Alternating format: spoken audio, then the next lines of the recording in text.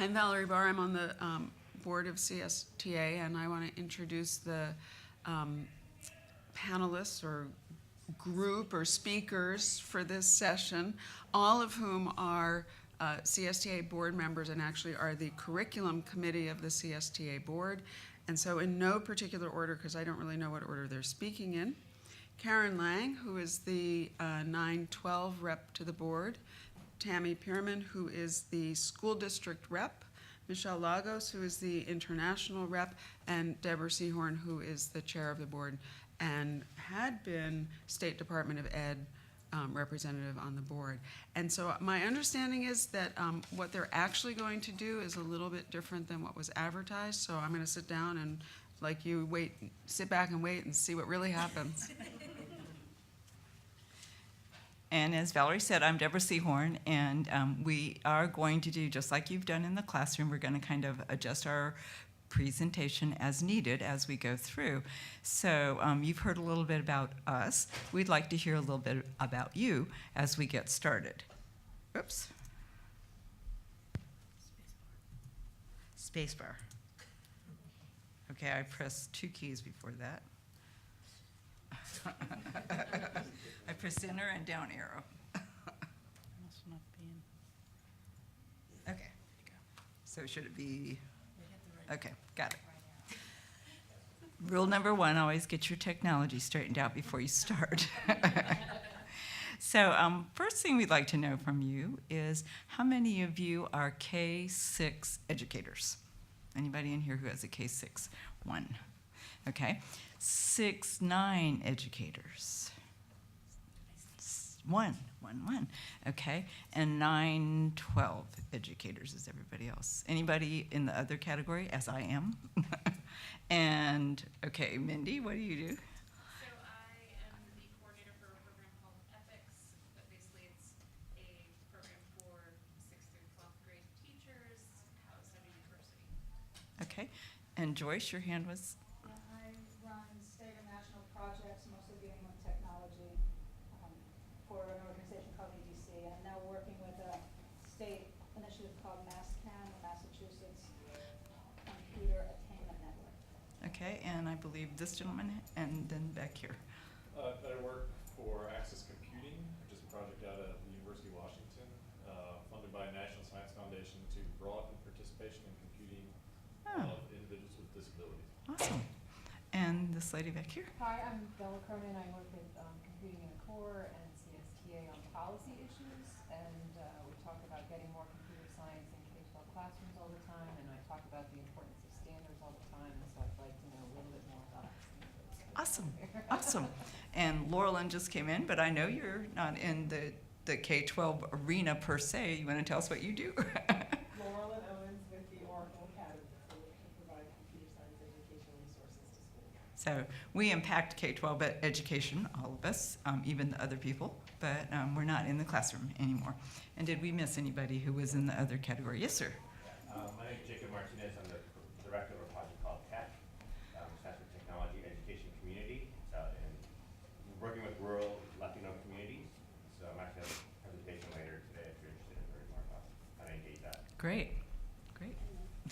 And do we miss someone back here? Yes, sir. I'm a college teacher, and I'm interested mostly in guided inquiry learning and in getting students involved in open source and other kinds of big projects.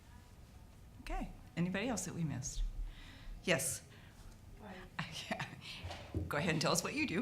I'm Cheryl Karas. I work for a National Science Foundation grant. One is based in Massachusetts, the Commonwealth Alliance for Information Technology Education, and ESEP, Expanding Computing Education Pathways.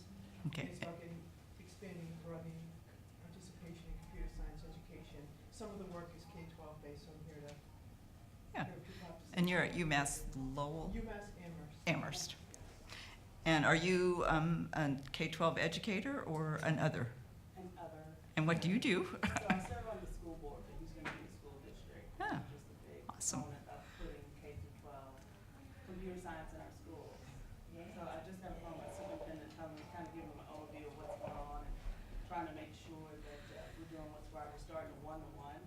And so I talked to him last night, I constantly sent emails. We need more computer science. We need more minorities, more girls and me you called someone from the Gates Foundation last night and said, tell me a one-to-one district that is not only introducing hardware, but is introducing a strong computer science, K-12 education, and he said the answer was, we don't know.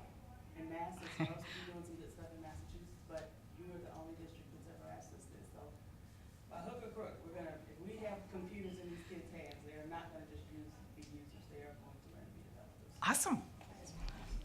That's going to be our rally cry from there on. So, next question I have for you before we get on with the rest of the agenda. How many of you brought your curriculum with you to this workshop or have access to your curriculum? A few. Okay.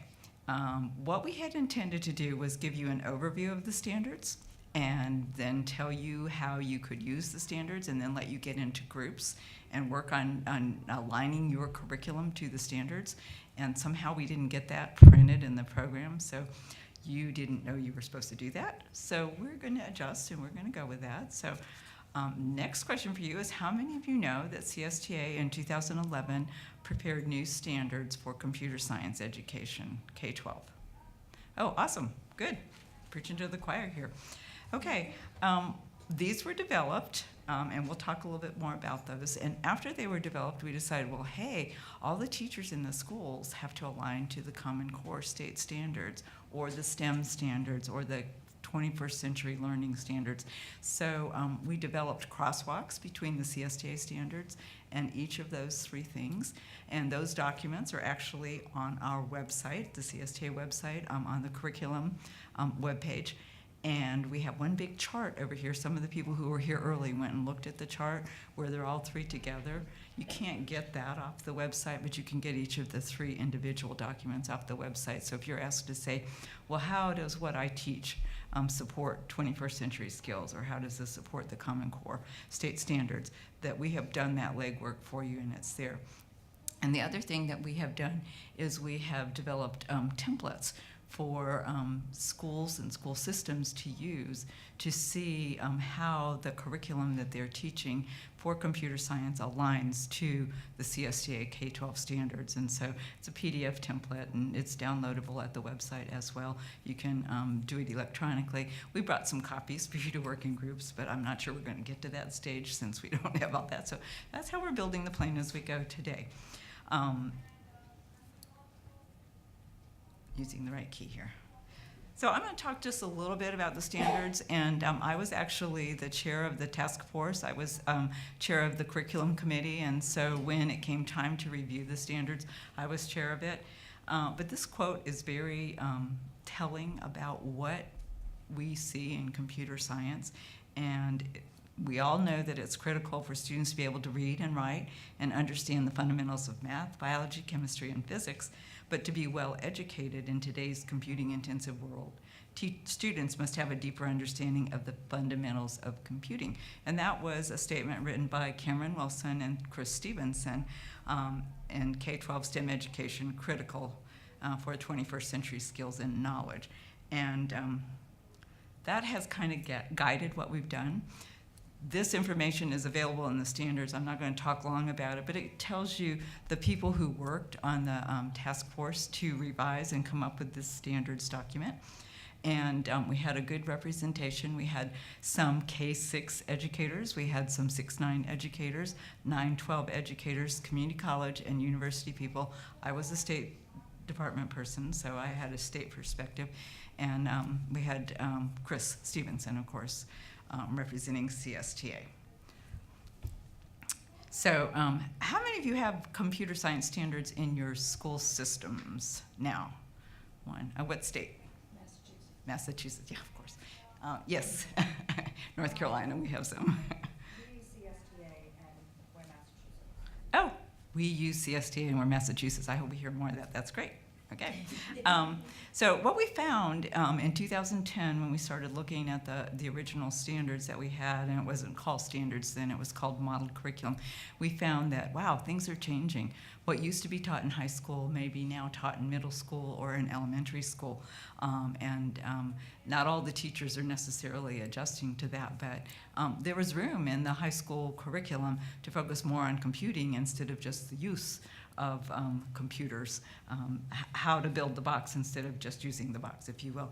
So we do see that computer science in most states is an elective, and we do see that there's a big focus on schools on standards and assessment of those standards. And President Obama and the Education Department and all states real focus on teachers and how well students do and what standards they're teaching, and are we all teaching the right things. So the time was right for us to do this. Certification of computer science teachers varies widely from state to state, and CSTA will have a report, an updated report on computer science educator certification, licensure, whatever you call it in your state, and that will be available in September, and so look for that to come. A little bit about the model curriculum. It was first published in 2003. It was revised forward in 2006, and more than 40,000 copies were distributed. And that was used as the basis for curriculum development at the state and national level. Okay. Then we decided that 2006 was too long ago. And so in 2010, we said, okay, we've got to revise that. So what we wanted to do is we wanted to write standards that were in the format that teachers could use in their school system. So we wanted this to be teacher-friendly, something that you could take back and use, because they're in the format of the student should be able to, or the student will be able to. Just like other state standards and other national standards, what is a student able to do at this level in computer science? We have new tools and new pedagogies. I'm constantly amazed at how young children just pick up technology and go with it, and we can learn a lot from those young children. We were discussing that before this started. And just so that we'll all be on the same page, we are not educational technology, which is just the use of computers to support learning, and that should appear throughout the curriculum in every content area and every discipline. But computer science is the study of computers and algorithmic processes, including their principles, their hardware and software designs, their applications, and their impact on society. That's what the book looks like. I just showed you a moment ago. The standards are downloadable if you haven't already done so, but this sounds like, as I said, I'm preaching to the choir here, so most of you probably have already downloaded it. And if we get to the point in the presentation where we can spend some time working in groups, we'll let you look at some classroom copies of these, which we can't let you keep, but we can let you look at if you haven't seen the printed versions. You can request copies, hard copies for advocacy events. I have to stop when I say that word, it just doesn't roll out. And from hearing some of you who were others talk about it, you will be doing some advocacy, so you might want to do that, and you would contact Chris Stevenson, and her email address is there. And some of you educators might want to do some advocacy on your own if you need to step up your computer science education at your level, and I know Massachusetts has been real forward working in that way. And Michelle is going to talk to you about how the standards are organized. We have a real method to our madness. Morning, everybody. So, I just looked at. Sorry about that.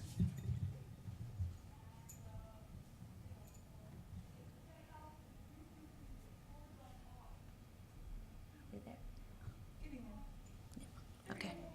Okay, so just like Deborah said, I'm going to talk to you a little bit about how our standards are organized, categorized, and I think we have done a pretty good job in making the transition from the little ones all the way to 12th grade, and we have divided them into 3 levels. The first level goes from K to 6, and it's called Computer Science and Me, And what we do there is that we start by making the transition from the basic technology skills that our little ones should know into computational thinking and start them into what computer science is. We know now that kids have a lot of technology available to them. So what we try to do with this is orient them into how to use the processes in those devices that they have and the skills that they have already learned.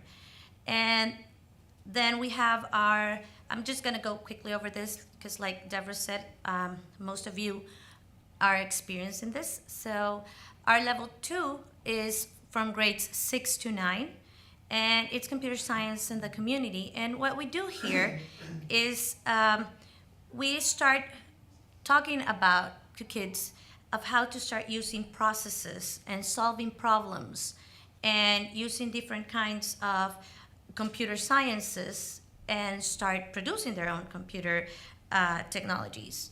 And then level 3, which is grades 9 to 12, we have divided them into 3 sublevels, which are computer science in the modern world, computer science principles, and topics in computer science. And for these ones, throughout all these courses, it's advanced computer science, and we develop and apply concepts to apply in the virtual and real world, although the line can be a little blurry there between the real world and virtual world for our kids now. But what we teach them here is to use those real world experiences and how to apply them into their virtual and real worlds at the same time. So I think that's really important and interesting about that. Let me just jump. Okay, so let me talk about a little bit about the 3 levels for level 3, which is recommended from grades 9 to 10.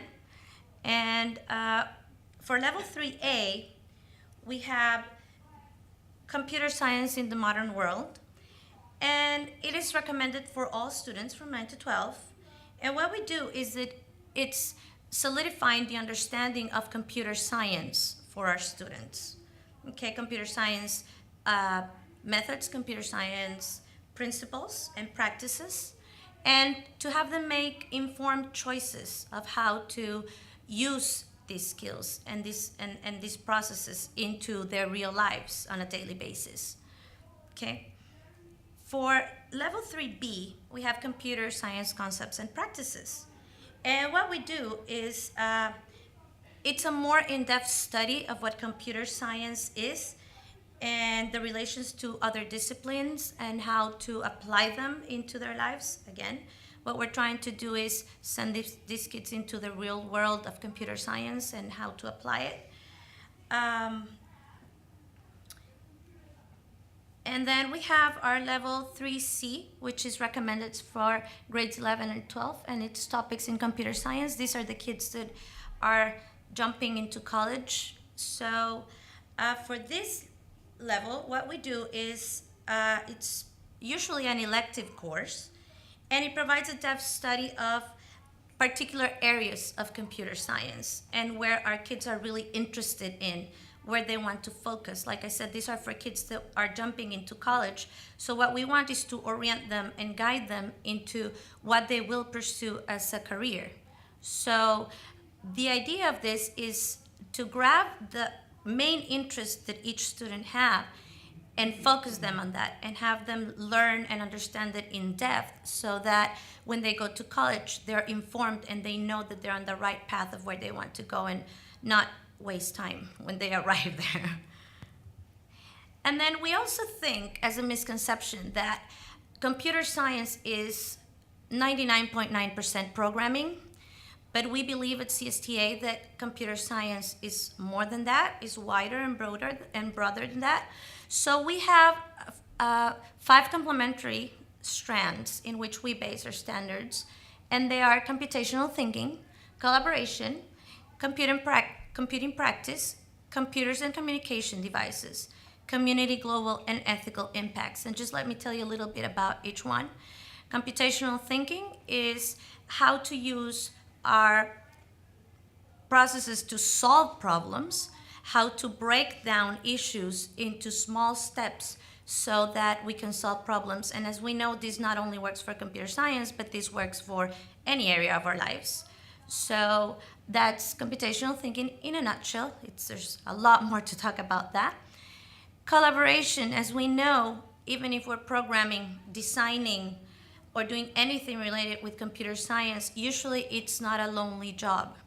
Even when we're coding, sometimes we need to collaborate to know that we're doing what we want, that we're getting the product that we want. And it is very important that we teach our students how to collaborate with each other, because mostly we're going to be working in teams. And we all have that experience, even as teachers. We have departments, we work with a team of teachers at our jobs, and it is important that we know how to be good team players and good working in collaboration, and how to work with our peers. So that's what collaboration is about, and all that is embedded into our standards. Then we have computing practice, or practices, and this one is about how do we use our computer science, again, in the real world and attach it to other disciplines? And I think, like I said, it's very important that we get our kids out of that misconception that computer science is only coding and programming, and that it can be applied to a lot of different things. And I have a lot of students, especially my senior classes, that ask me, Ms. Lagos, but if I go and be a computer science engineer, all I'm gonna be doing is making programs all day. I'm gonna get bored. I said, first of all, you're not gonna get bored. Let's start with that. And then there's so many other things that you can apply this knowledge to. You don't only have to be coding. So we get into that discussion, but it is very hard, because even if the parents and most of the teachers around our schools have that same misconception, it's very hard to get them out of there. And then we have computers and communication devices. When I was in high school, the only device that was available to me was a desktop computer. And it had the orange screen, which I believe it was an advantage for me that it was not black and white. But now our kids, even at a young age of 1 or 2 years old, have a lot of devices available to them, right? My 3.5-year-old, he's an expert on the iPad. And I didn't think that at this age I was going to have to set parental issues in YouTube for the iPad, but it happens. So now for teachers, it's even more difficult when they get to school, because our kindergartners know more than what we knew when we were in 9th or 10th grade. So computers and communication devices, the idea of this is teaching them how to orient them to use all these devices that are available to them into computer science, that they're not only a piece of technology or toys, but that they are used to actually work, and that they're part of our computer sciences, and how to use them properly, because usually they're very expensive toys for them. And then we have community, global, and ethical impacts. And this is very important, because our students now have 2 lives. They have their 3D lives, and they have their virtual lives. And usually they're more careful with their 3D lives than their virtual lives. They taught us when we were small that we had to look to both sides of the street to cross it, because we could get run over by a car. Or they taught us not to grab anything from strangers or to talk to strangers. But how about in their virtual lives? Do they do that too? And not only being careful for themselves, but being careful to others, and ethical issues. And copyrights. How many teachers have a lot of issues with plagiarism nowadays, with just grabbing stuff from other people? And that's part of what we can produce as computer science teachers. We can produce ethical students. We can produce people that are aware of what being a good digital citizen is. And that's also part of computer science. So, like I said, it's not only coding. There's a lot of things that we have to teach. And usually we think about, is the school year going to be enough? So that's why I think that CSTA has done a really good job working on the standards and integrating all these aspects of our kids' real lives into a computer science set of standards. This is an example of using the Strand of computing practice for level 2. And what we do is that these are the set of goals that the students would be able to learn from this. Let me just read it very quickly. The student will be able to use a variety of multimedia tools and peripherals to support personal productivity and learning throughout the curriculum. So this is basically what we use for video, audio, and how to use other things that are not only the keyboard and the mouse. Select appropriate tools and technology resources to accomplish a variety of tasks and solve problems. Design, develop, publish, and present products. Implement problem solutions using a programming language. Demonstrate understanding of algorithms and their practical application. Demonstrate good practices in personal information and security using passwords and etc. Demonstrate dispositions amenable to open-ended problem solving and programming. Identify interdisciplinary careers that are enhanced by computer science, and collect and analyze data that is output for multiple runs of a computer program. As you can see, this is an example strand for level 2, and it is very wide, and yet it is very integrated with itself.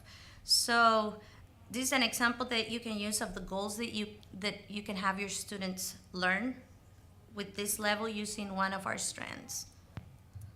And now I'm gonna pass it down to my colleague, Karen. Okay, so I'm going to talk about the scaffolding charts that are included in the curriculum. And these, I think, are great for visual learners, which I'm one. Also, I think it helps to give the big picture. So what it does is it takes each strand and it gives you a chart, a visual chart with all of the objectives along the bottom, and or all the sections, I'm sorry, and then all the objectives. And then across the bars are the levels. So from the level 1 all the way up to 3C. So for instance, the computing practice and programming stand, these are the different sections of that particular strand. And then here's the map that goes with it. So along the left, and this is pretty hard to read, almost as hard to read as that chart over there, but along the left here are the different levels. So starting at the bottom is level 1A, then all the way up to the top. And this one, it only goes up to level 3B. And they're color-coded in very nice primary colors. And then along the bottom are all the different sections within the strand. So again, down the bottom, if you can read it, using technology resources for learning, using technology tools for the creation of digital artifacts, programming, etc. So those align with those. And then if you want, then you can look across a particular level, so in this case level 2, to see all the different objectives and goals for that particular level. And then in addition, you can look in a column to look at the progression from the young children all the way up for a particular section and all the goals within that. Okay, so here's a kind of a blow up so you can read it better. So in the computational thinking strand, this is the column for modeling and simulation. And then we start at the bottom with level 1B, participate in a simulation to act out the solution to a local issue. So that would be for the young kids. Level 2, they might analyze the degree to which a model accurately represents the real world. So we start to have some sort of abstract thinking there. And then 3A, use modeling and simulation to represent and understand natural phenomena. So they might actually start building their own models. And then all the way up to 3D, where they analyze data and identify patterns through modeling and simulation. So really synthesizing. Okay, and now I'm going to pass it off to Tammy Pirmann. Thank you. Okay, so how can we use the standards? Well, the standards have been used by different people in several different ways, but one of the great ways you can use them, a lot of it depends on where you are right now with your curriculum and standards in your particular situation. If you are designing curriculum, here's where you start, right? You just open up the standards, and if you're going to be creating curriculum, then you would be able to use our standards to design that curriculum. Probably in a lot of cases, there's already something in place. Maybe the something in place is not completely computer science, maybe some of it is computer applications. So you can use the standards to do a curriculum review. I know in a lot of districts, curriculum review, there are cycles of curriculum review that have to be honored. But when when computer science curriculum comes up for review, you can use the standards as one of the source documents for curriculum review in order to modify your curriculum to meet the standards, elevate your curriculum. Even just as an individual teacher, you can use these standards to make sure that you can use these to improve your instruction in your classroom, even if you don't have the support of your district to have actual curriculum review, or if your state doesn't have a curriculum design model. We use it a lot in advocacy. I know I have handed out a couple of these books, and I have a tendency to make sure that the link to the standards are in emails that I send to people when I am advocating for computer science education. And it is, for some people, I know it's kind of hard to think when you're in this conference with all of these computer science teachers, but there are still people out there who aren't really sure what we mean when we talk about computer science education, and especially if they are in the education world, being able to give them standards helps people who know education but don't know computer science education, helps them really understand what we're talking about when we talk about computer science education. You can also use the standards as a planning resource, a reference. You can just kind of go back to it and say, well, is there something that I need to be meeting? You can kind of flip through it sometimes as a reference to see, oh, right, I can meet this standard with, I read it and I'm like, yeah, I can meet the modeling standard with Excel, and creating some charts and getting some data, and I can do that. So sometimes it's just a reference, and really I think for teacher certification, it's a good base document to help with teacher certification, because if this is what we're teaching, then this is what we ought to know before we become computer science teachers. So we crosswalked the documents. So this, we're going to go some examples of crosswalks. So this is the blank form for the crosswalk for a state or district that already has standards, and we want to show how the state or district standards meet or match up with the CSTA standards. So this is a crosswalk document. So we have the CSTA grade level, the strand it's in, what our standard is, and then a block for you to write in your standard. So for example, I'm going to pick on Massachusetts because we're here. So say that Massachusetts had a state standard, and maybe it's not exactly a computer science standard. Maybe they have some older standard that's sort of grandfathered in, and maybe they called it technology. So you could sit down with those actual state standards and with the CSTA standards, and you can see, do we have overlap? Are there some things that are in the CSTA standards that you might already be implementing in the state because they're part of your technology standards? And so you would just write in on that last column any of your existing standards that meet CSTA standards. So this is an example of one filled out, and this was Kelly Powers. Okay, so Kelly Powers filled this one out, and from Massachusetts, right? And you can see that it's not terribly onerous to fill out. So as long as the source document for the standards are available somewhere, it's literally just a crosswalk, right? You have CSTA standards, you have her standards, and then you use this document sits in the middle so that you can connect and say, okay, so here I can go find CPPL18, and I can see that that's being met, that actually does correspond to the CSTA standard level 1, 3.6, computation, practice, and programming. Use general purpose productivity tools. Okay, so we can kind of use these as a crosswalk. And this crosswalk is available on the curriculum page of the CSTA website. She also put in words what her standard was. Oh, right, that's right. So she added a column. So she also, we have here the actual verbiage of the standard from Massachusetts. Notion of algorithms was apparently one of the standards. So that corresponds to construct a program as a set of step-by-step instructions to be acted out. Okay, so we can see that, okay, I can see how, how that aligns. We have a similar form for people who create resources. So not the states and districts, but rather the textbooks and curriculum creators out there.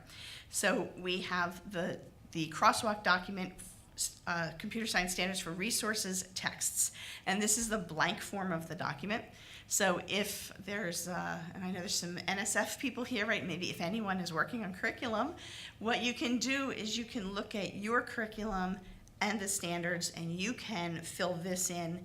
The last part is to show us where in your curriculum you're meeting that standard, that CSTA standard.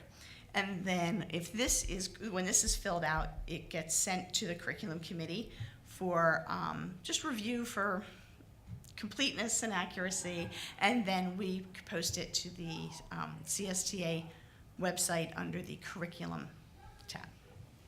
So here's an example of one filled out. So this is the Linux IT Essentials. Okay, I knew it was Linux, but I forgot what the PI stands for. So this is essentially just hyperlinks. So what Linux did is they found in their curriculum, which is online, so they just gave us the hyperlink.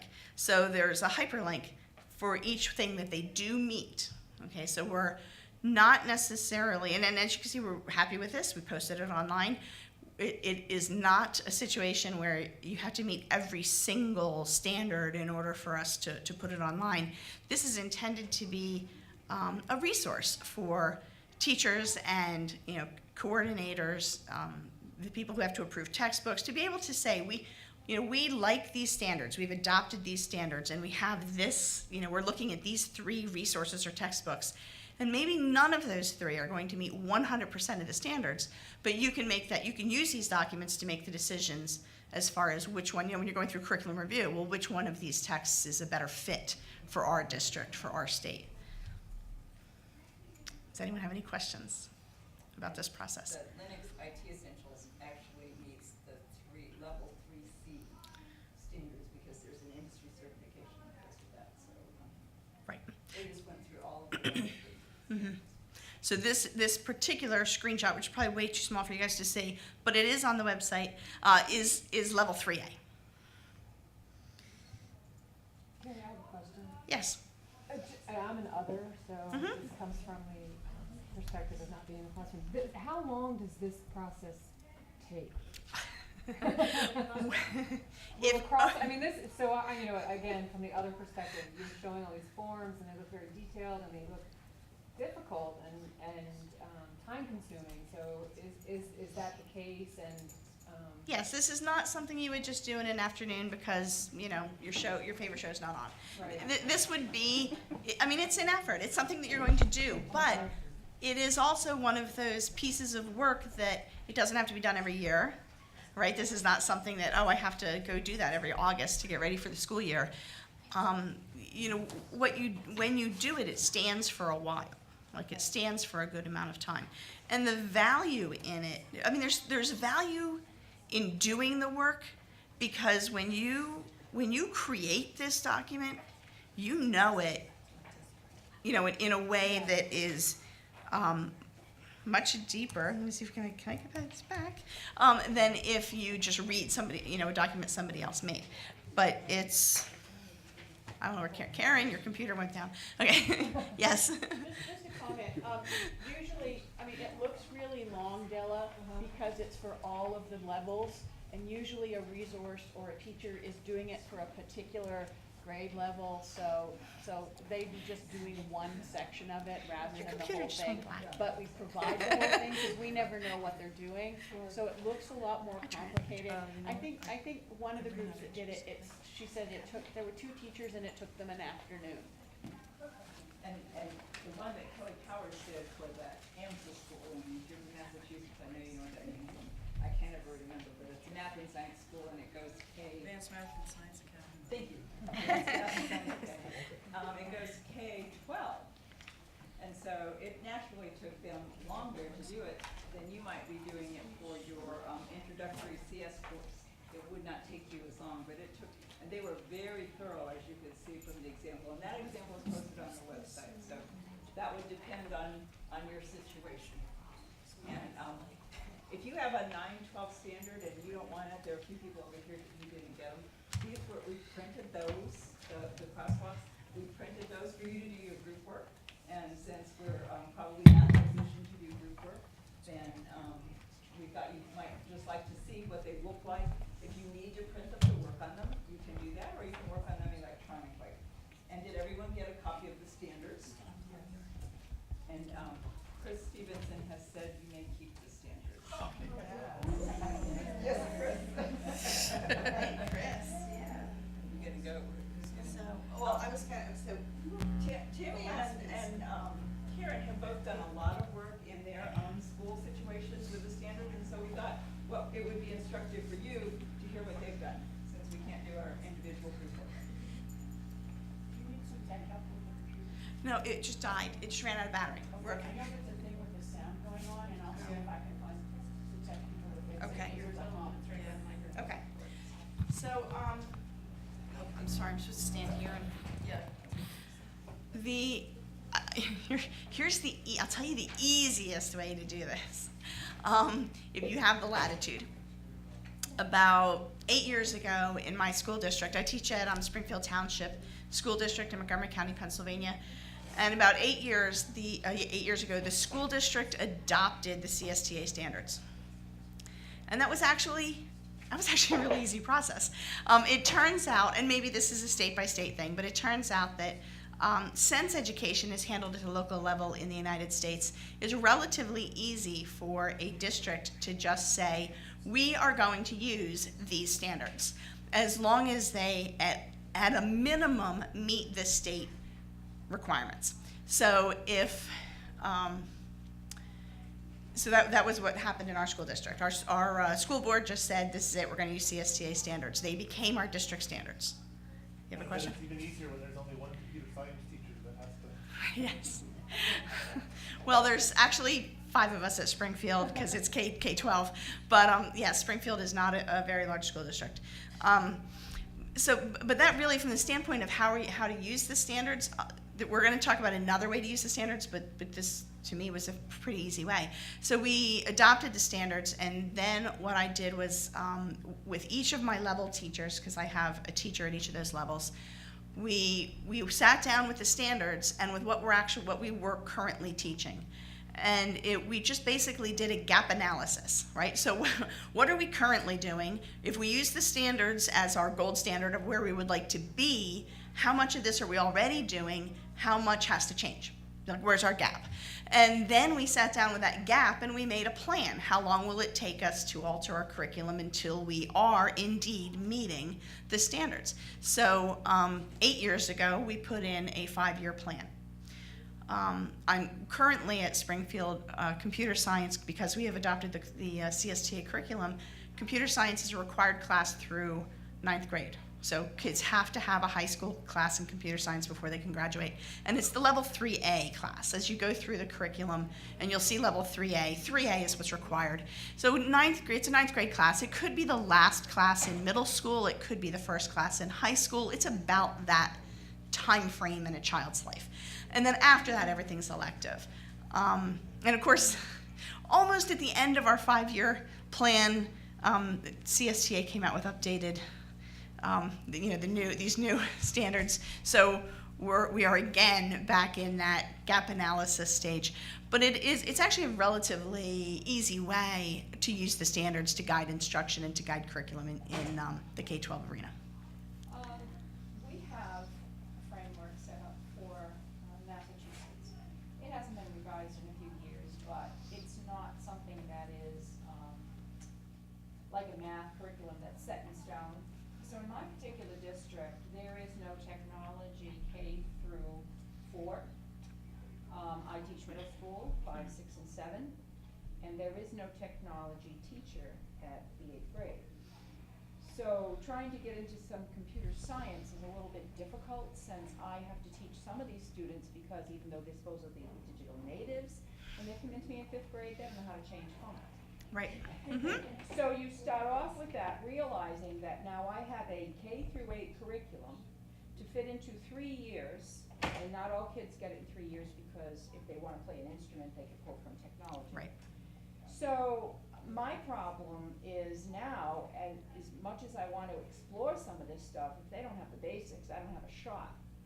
And I want to be able to use this to go back to our superintendent and say, if I have to go in front of the school board to get a technology teacher in the elementary school and put another one in 8th grade, we have to do something, or we're never going to meet the 21st century standards that these kids need. Exactly, so that's an advocacy use for the standards. That's what I'm hoping to. Yes. I'm working on my doctorate, and my dissertation is concerning teachers who are not using technology into the classroom in the core subjects. And some of these kids, I mean, we run the gambit from multi-million-dollar homes to homeless. So we don't have the equability of, you know, everybody having the internet, everybody having computers or anything like that. So there's an equity issue. There is. As well. So, I mean, they gotta do something, and I'm just caught in the crossroads here. About the K-6 standards, those were written so that they could be done by a technology teacher. They could be taught by a technology teacher, but they could also be integrated into the curriculum. So there's verbiage that goes with each of the levels, so you need to read the verbiage, and you can spend some time looking through your standards booklet, but it tells you some of the philosophy and the pedagogy that went into the standards, so that those standards can be used at the lower grades in the classes the students are already taking. So that might take a person like Tammy, who works with them to help them, the teachers develop the skills they need. And that's to incorporate that. Without having a technology person at the lower grades, there is no one to help the teachers integrate, and that's my issue, and that's what I'm. K-12. I do, yes. Yeah, well, that's what's gonna have to happen, but they have technology people, but they're too busy taking care of the equipment and not getting the professional Well, development that We're we giving need. you tools, Yes. we're back in everything. And if, Absolutely. so I'd like to quickly address that idea of having, having it taught by the core teachers in K-8. In my district, so I'm the K-12 coordinator of computer science. We push these standards into the regular classroom in the elementary school. I do not go down to every elementary classroom and make sure that the kids are meeting, you know, standard, 1B. I don't do that. Right. I run summer professional development. I help create very specific, typically one-shot lessons that, and so my K-8 teachers know that they have this like set of lessons that they have to finish by the end of the year. And unfortunately, like the unfortunate reality is, I know there are teachers at especially my K-6 level, who use the computer science lessons as subplans. I know it. Not everyone. I mean, there are definitely teachers, but they also tend to be, it's kind of this awkward placement of the end of this unit and the beginning of this unit in science, so I'm just gonna take 3 days in between and do some computer science. How many, which lessons am I gonna use? But at that level, it is more exposure, it's vocabulary, it's use, you know what I mean? It's kind of having kids think in a different way, and so that's okay. They do get, it's amazing how much that if you frame it appropriately, that by the time they do get to the middle school and have a class in computing, it really does help bring everybody to a similar level. So it's not necessarily that you have to have a computer science teacher and kids' schedules through rotation in the elementary years, but if you don't do that, you need to have professional development for all of the teachers who are going to be teaching computer science inside their classroom. And it's a decision that a district has to make. And that's the balance right now, is the professional development is not there, nor is I teach professional development during the year to teachers, but it's just not encompass of everything that they have to do. Right. And because we have the state testing, that comes first. So. Joe? Are there states that either have or are working on doing these crosswalks for their state standards? I'm hearing a lot about the district kind of thing, but I'm also concerned about the state level. Is there any state? Or That would be guys are Deborah. doing it, We're planning to do it and have not yet done it. Okay.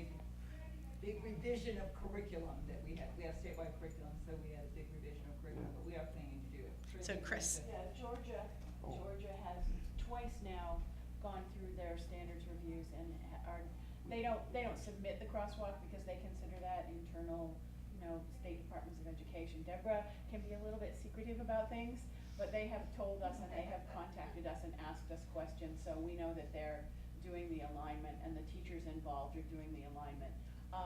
And we know, actually I just had a conversation yesterday with the person from the New York City Schools District, and their complete computer science and computer engineering curriculum was, they did their own internal alignment. They didn't know these documents were available.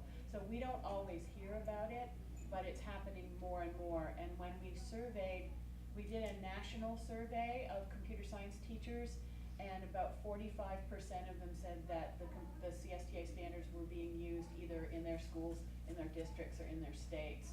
And that compares with 19% 2 years ago. So we've certainly seen it go up. We just don't, when we hear about it, sometimes it's just someone happens to run into us and tell us.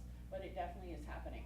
It'd be nice if at the state level, at least, if you guys could, if you will, advocate for releasing those documents, because they are technically public documents. It'd be nice to see those as, particularly if they're using the forms, but even if not, just to see what they're doing, because I think that just would help.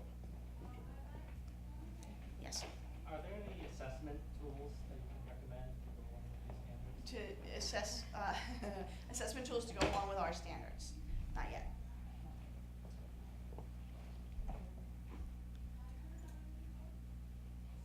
Yes. So your level 3 or your 11 and 12 are aligned with AP? Well, in my school district, the 3A is required. Every student must take it. And then 3B is aligned with the new AP Computer Science principles. And in my situation, 3C is AP Computer Science A. However, 3C could also be, like it branches at 3C. There's several things you could do. And courses that earn industry certification qualify for 3C. And I believe IB also qualifies for 3C, the IB curriculum for computer science. Okay, are we ready for Karen? Karen, you're going to? Oh, sure.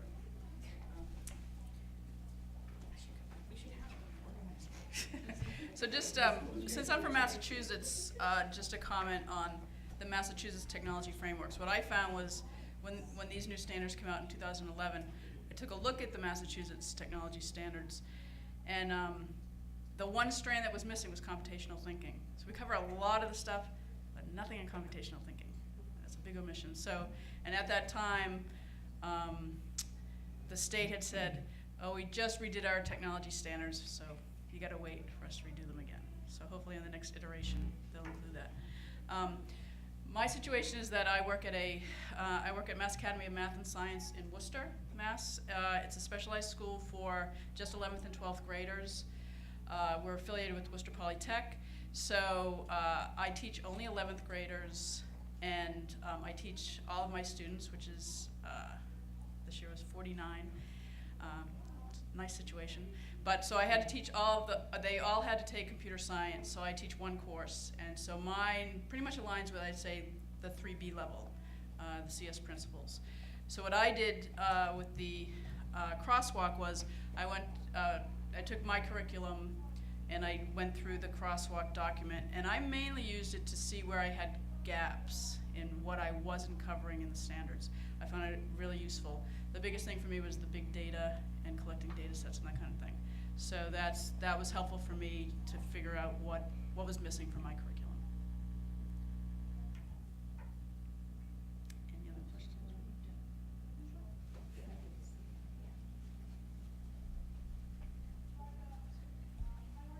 Okay, so let me talk to you a little bit about what my situation is. I come from Central America. I live in Honduras, and for quite a while I was the K-12 computer science teacher. That means I got to see over 600 students every week. So it was very tough. And what happened in my situation in particular is that we had application computing all the way from K to 12.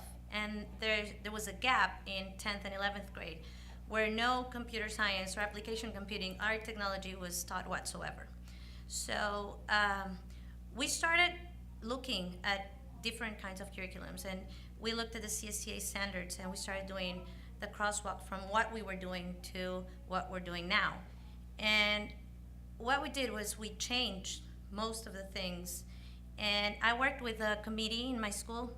My situation is different in my country because we don't work by districts or by,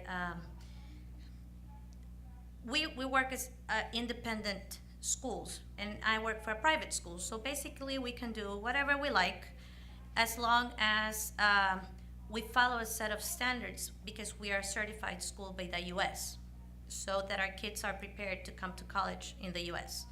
But basically we can be very open-minded, which is a double-edged sword, because as open-minded as you can be, we have students that are, English is a second language, and when you start with computer science terminology, it can be a little confusing.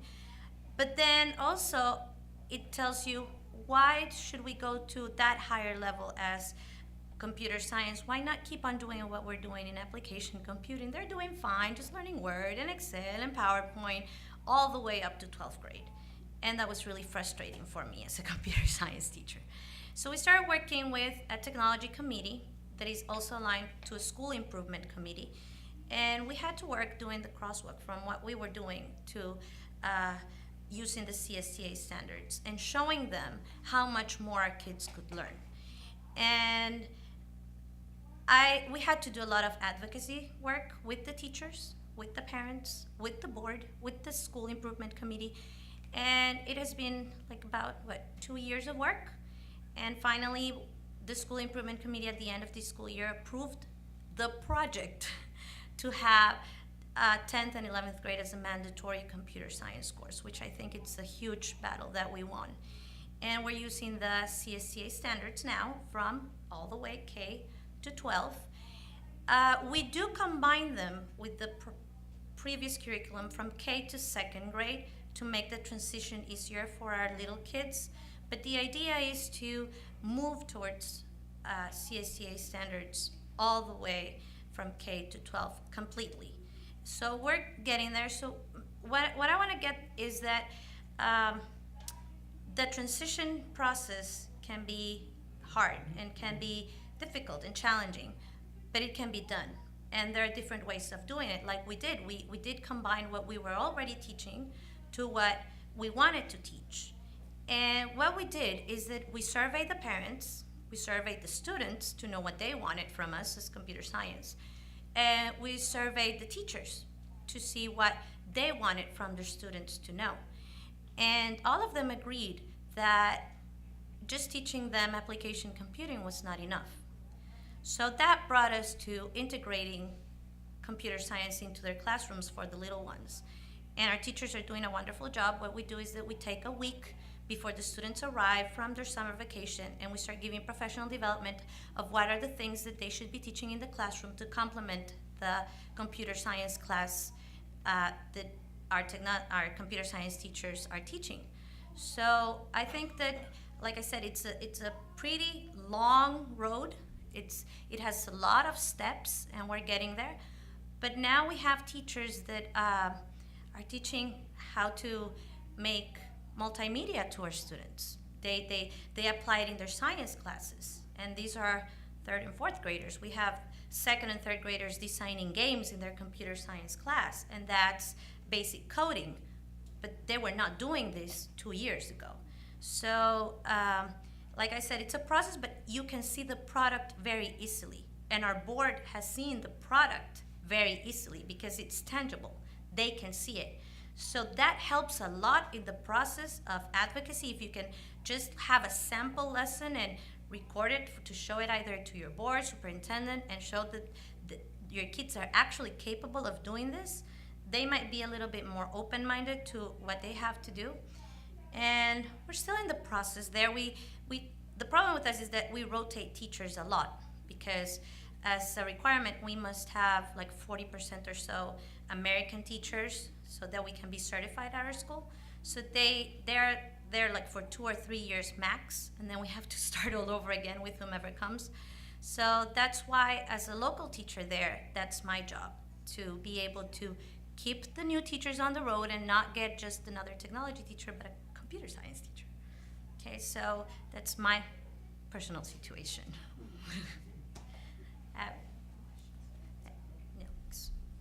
No, thank you. So we're almost out of time, and we had an alternate lesson plan, so that's good. But what I would like you to do, always have a backup plan, always, is turn to someone sitting close to you and tell them what you are going to do with the standards booklet that you have been given and how you're going to use the standards in the work that you do. Just spend 1 minute doing that. The official session's over, but now that you're all talking, the next session starts at 11:15, so we encourage you to continue your conversation for a few minutes so you don't lose whatever it was you were talking about, and then give yourselves a quick break and make sure you get to the next session at 11:15. And thanks to our Gang of 4 for their presentation.